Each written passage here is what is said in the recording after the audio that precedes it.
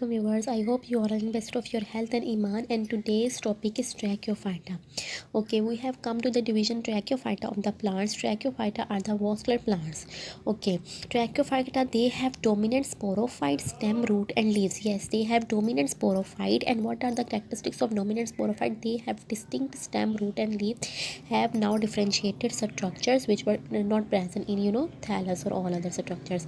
They have xylem and the phloem lignified mostly. Yes, the xylem and the phloem are present. The first thing, they are present, vascular bundles are present. And if they are present, what is their characteristic? They are lignified, mostly because it means that they have lignified walls which have the lignification in their walls. So they are lignified mostly.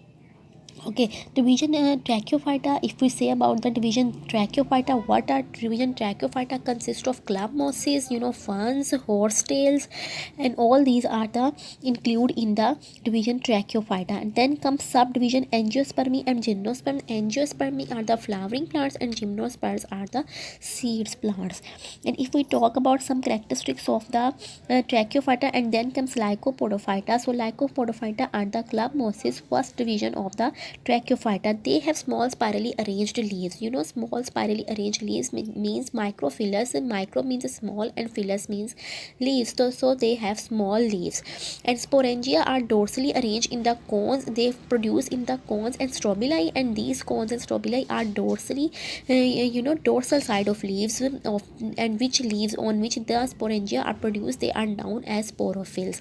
If they are homosporous, then the example is Lycopodium, and if heterosporous, the example is Legionella and Marsilia.